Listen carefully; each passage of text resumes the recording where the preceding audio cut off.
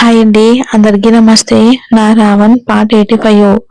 లేత తమలపాకు లాంటి పెదవులు, కానీ ఆమె కింద పెదవిని మాత్రం కొంచెం లావుగా ఉంటుంది. ఆమె కలర్ తక్కువగా ఉన్నా కూడా ఆమె పెదవులు లిప్స్టిక్ వేసినట్టు ఎర్రగా ఉంటాయి. పెదవుల మీద రాత్రి అతను ముద్దు పెట్టడం వలన అవి ఇంకా వాచిపోయి ఇంకా అందంగా కనిపిస్తున్నాయి ధ్రువకి. చిన్నగా బుజ్జిగా ఉన్న గెడ్డం అక్కడి నుంచి కొంచెం కిందకు వస్తే శంఖం లాంటి కంఠం. అతను చూపు ఇంకొంచెం పక్కకి కదిలేసరికి మెడ మీద పుట్టుమచ్చ. దాని వైపు కొన్ని క్షణాలు అలాగే చూసి మళ్ళీ ఆమె కంఠం వైపు చూపులు మళ్లించాడు. రాత్రి అతడు ఇనుములాంటి చేతి వేళ్లకు నాజూకైన ఆమె గొంతు నలిగి అతని చేతి వేళ్ల ముద్రలు పడ్డాయి. అవి చూడగానే ధ్రువ అతని చేతిని వైపు ఒకసారి చూసుకుని మళ్ళీ ఆమె మొహం వైపు చూస్తాడు. కొద్దిగా చూడాలి అనిపిస్తున్న ఆమె మొహాన్ని చూస్తూ ఇక ధ్రువ మనసులో, ఇదేంటి ఇంత అందంగా కనిపిస్తుంది చూసే కొద్దీ, అంటే ఇది మొదటి నుంచి ఇలాగే ఉందా? నేను చూస్తున్నానని ఇలా కనిపిస్తుందా? నిజంగా చిన్న చెప్పినట్టు దీన్ని ఇప్పటి వరకు అసలు సరిగ్గా గమనించనే లేదు. కలర్ తక్కువగానే ఉంటుంది కానీ పర్లేదు, ఒక మాదిరిగా బాగానే ఉంది అని అనుకుంటూ నాలుక లోపల బుగ్గల్లో అటు ఇటు తిప్పుతూ, నీకు నాకు పెళ్ళంటే ఈ విషయం నీకు కూడా తెలుసా అని. తెలుసుండదులే, తెలుసుంటే డెఫినెట్ గా ఆ రాక్షసుని నేను చేసుకోను అని తెగేసి చెప్తావనుకో. హా, అప్పుడు కదా నా చేతుల్లో చచ్చేది నువ్వు. నన్ను పెళ్లి చేసుకోను అని నువ్వు కాదే చెప్పేది, ఏం చెప్పినా నేనే చెప్పాలి. అలా కాదు అని నువ్వు టంగ్ స్లిప్ అయితే దొంగ సచ్చిందనా నా చేతిలో చచ్చావే అని అనుకుని అలాగే చూస్తూ అతని చూపులు ఆమె పెదాల మీద నిలుస్తాయి. అసలు ఎర్రగా ఉన్న పెదాలు ఇంకా ఎర్రగా కందిపోయి లావుగా ఉన్న పెదవి ఇంకా లావుగా కనిపిస్తూ పంటిగాట్లు స్పష్టంగా కనిపిస్తూ ఉంటే, మరి ఇలా ముద్దు పెట్టేశానా ఏంటి? నాకు తెలియనే లేదు. భయపడి జ్వరం తెచ్చుకుంది. అందరూ కలిసి దీన్ని నన్ను కట్టబెట్టాలని చూస్తున్నారు. మన దెబ్బకి ఇది తట్టుకుంటుందా అనుకుంటాడు. తను ఏమనుకుంటున్నాడో గుర్తొచ్చేసరికి, నేనేంటి ఇలా ఆలోచిస్తున్నాను, దీన్ని ఎందుకు నేను పెళ్లి చేసుకుంటాను? దీన్ని ఇలాగే చూస్తూ కూర్చుంటే ఇది ఇలాగే తాళి కట్టించేలా ఉంది నాతో. రాత్రి కూడా నన్ను రెచ్చగొట్టి కోపంతో ముద్దు పెట్టేలా చేసిందంతా చేసి అతనే చేసి ఆమె చేసిందని ఆమె మీదకు నటిస్తున్నాడు. అవును, రాత్రి చేసిందంతా ఇదే. నేను కోపంలో ఏదో అంటుంటే ఇది సైలెంట్ గా ఉండొచ్చు కదా. ఆహా, మనం ఎందుకుంటాం? హక్కుల గురించి మాట్లాడి నాకు కాలేలా చేసింది. దాని ఫలితంగా దీని పెదాలు బలైపోయాయి. దీని సంగతి తెలియక చెన్నై ఏదేదో మాట్లాడుతున్నాడు. నిన్నేదైనా చేస్తే వాడు ఊరుకోడంట. నా తమ్ముణ్ణి నాకే ఎదురు తిరిగేలా మాట్లాడేలా చేశావు కదా అని గండు చీమ కుట్టినట్లుగా వాచి ఉన్న పెదాలను తాకాలి అనిపించేసరికి మెల్లగా చేతిని ఆమె పెదాల దగ్గరికి తీసుకుని వెళ్తాడు. అదే సమయానికి ఎవరో వస్తున్నట్టు అడుగులు వినిపించి చేతిని వెనక్కి తీసుకుని లేచి దూరంగా నిలబడ్డాడు. సూరజ్తో పాటు అందరూ వస్తారు లోపలికి. జమున కంగారుగా మేఘ దగ్గరికి వెళ్లి బంగారు తల్లి అని తట్టి లేపుతారు. ఉలుకు పలుకు లేకుండా ఉన్న మేఘాన్ని చూసి కన్నీళ్లు కారుస్తూ, అయ్యో బంగారు తల్లి, ఏమైంది? ఇలా పడి ఉన్నావు?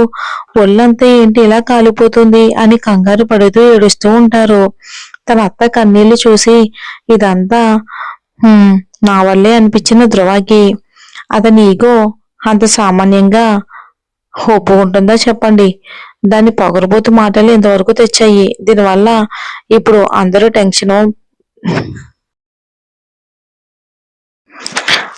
టెన్షన్ పడుతున్నారు అనుకుంటాడు. మళ్ళీ జమున భర్త వైపు చూస్తూ, ఏమండి, డాక్టర్ని తొందరగా రమ్మనండి. చూడండి ఒళ్ళు ఎలా నిప్పులా కాలిపోతుందో అంటుంది కంగారుగా. కూతురు అంటే పంచ ప్రాణాలు అయిన హేమంత్ మేఘాకి ఇంకో పక్కన కూర్చుని నుదుటి మీద చెయ్యి వేసి చూస్తాడు. ఇంత జ్వరం ఎందుకు వచ్చింది బేబీకి అని జమున వైపు ఉరిమి చూసేసరికి, నేనేం చేశానండి, నా వైపు అలా చూస్తున్నారు అంటుంది. బేబీకి అంత జ్వరం వస్తే నీకు తెలియకుండా ఎలా ఉంది? ఇంట్లో తినే కదా కూర్చుంటున్నావు. అంత రాచకార్యాలు ఏం వెలగబెడుతున్నావని? కూతురికి జ్వరం వచ్చినా నీకు తెలియకుండా ఉందా అని కోపంగా అరుస్తాడు హేమంత్ జమున మీద. ఆయన మాటలకు మనసు కలుక్కుమన్నా అవి ఆవిడికి అలవాటైపోయాయి కనుక రాత్రి నవ్వుతూ నిద్రపోవటానికి వెళ్ళిన పిల్ల రాత్రికి రాత్రి ఇంత జ్వరం తెచ్చుకుంటుందని నేనేమైనా కలగన్నానా అంటుంది. ఏంటి నోరు లేస్తుంది, మాటలు ఎక్కువగా వస్తున్నాయి అని ఇంకా ఏదో చెప్పబోయేసరికి అన్నయ్య వదిలన్న దాంట్లో తప్పేముంది, దానికి జ్వరం వస్తుందని మనకేమైనా తెలుసా, డాక్టర్ గారు వస్తున్నారు కదా ఇంక సైలెంట్ గా ఉండు అంటుంది బోనా. చెల్లి మాట జవదాటని అన్న జమున వైపు కోపంగా చూస్తూ ఉంటాడు సైలెంట్ గా.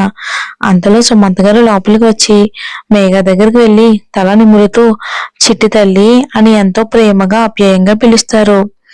తండ్రి కంటే తన మామయ్య అంటేనే చిన్నప్పటి నుంచి ఎంతో ప్రేమ ఉన్న మేఘన ఆయన పిలుపు అప్పటి వరకు ఎవరు పిలిచినా పలకని మేఘ సుమంత్ గారు పిలిచేసరికి కళ్ళు గుడ్లు కదిలిస్తుంది, కానీ పూర్తిగా తెరవలేకపోతుంది కళ్ళు.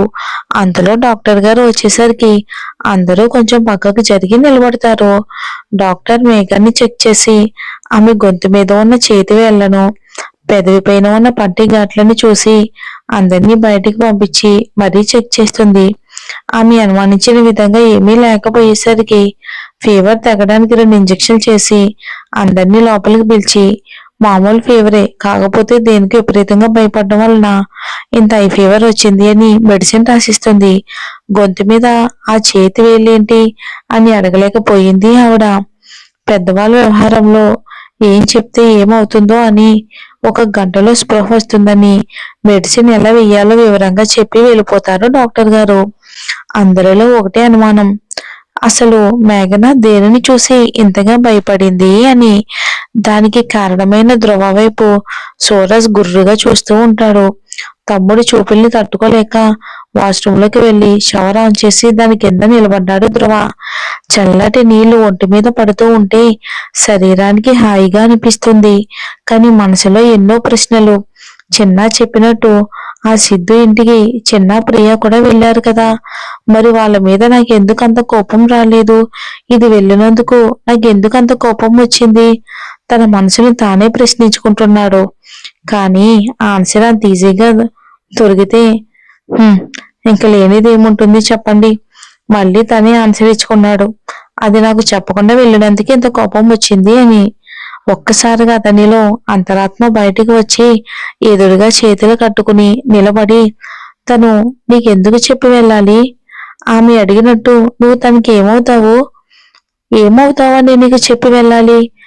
పెళ్లి కాని అమ్మాయిలు ఎక్కడికైనా వెళ్ళాలి అంటే తల్లి తండ్రుల పర్మిషన్ కావాలి, పెళ్ళైన తర్వాత మొగుడు పర్మిషన్ కావాలి, మరి నీ పర్మిషన్ ఎందుకు తీసుకుని వెళ్ళాలి అని ప్రశ్నిస్తుంది. మొగుడు పేరెంట్స్ అయితేనే చెప్పి వెళ్ళాలా అని అడుగుతాడు ధ్రువ అంతే కోపంగా. అంతరాత్మ ఖచ్చితంగా కాదు, బెస్ట్ ఫ్రెండ్ అది కూడా కాదు, పోనీ ఆ మంచి కోరి వ్యక్తివా అది కూడా కాదు అని మళ్ళీ అంతరాత్మ ఆమె మంచి కోరి వ్యక్తి, అసలు ఆమెతో మంచిగా మాట్లాడింది నువ్వెప్పుడు, నువ్వు ఆమె మంచితనం తెలిసి ఆమె మంచి కోరుకోవడానికి అసలు నాకు తెలియక అడుగుతున్నాను.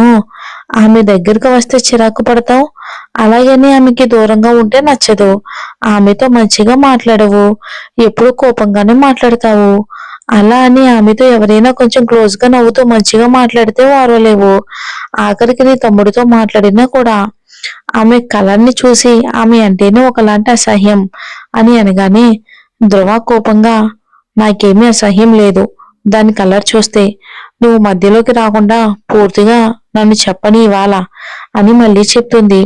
ఆమె కలర్ చూసి ఆమె వైపు చూసి మాట్లాడాలంటేనే చిరాకు నీకు, కానీ ఆమెను ఎవరైనా చూస్తే చాలు మళ్ళీ తన వైపు కన్నెత్తి చూడకుండా, అసలు వాళ్ళకి గాలి పీల్చుకునే టైం కూడా ఇవ్వకుండా వర్క్ లో బిజీ చేస్తావు. అసలు ఇదంతా వదిలేసాయి, వీటన్నిటికీ నీ దగ్గర ఆన్సర్ కూడా లేదు, అడిగిన వేస్ట్, నీ బండ మీదడు అంత సామాన్యంగా దేనికి అంగీకరించదు.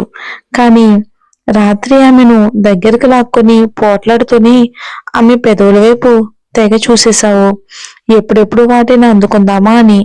ఎంతగా అసలు ఉండలేకపోయావు. మరి దాని సంగతి ఏంటి? ఎవరు ఇచ్చిన శారీ తన ఒంటి మీద ఉండకూడదు అని మెంటలెక్కి రాక్షసుల్లా చేశావు. సరే, అంతవరకు బాగానే ఉంది. మరి ఆమెను అలా చూసి ఒక్క క్షణం ఫ్రీజ్ అయ్యి ఇంకొక క్షణం ఫీలింగ్స్ ని కంట్రోల్ చేసుకోలేక ఆమె మీద పడి పెదవులను ఎందుకు ఆక్రమించావు? సరే, ఏదో అలా చేసేసావే అనుకుందాం. ఏదో అలా ముద్దు పెట్టి వదిలేవా అంటే అదే లేదు. పై పెదవిని కింద పెదవిని మళ్ళీ మార్చి మార్చి ముద్దు పెట్టావు. మరి ఆమె పెదవులను అరగంట సేపు వదల్లేదు. మరి ఎందుకు అలా చేశావు? దీనికి ఆన్సర్ చెప్పు ముందు అని నిలదీస్తూ ఉంటుంది అంతరాత్మ. అంటే మనం కూడా అనుకోండి, మరి ఏం జరుగుతుందో చూద్దాం.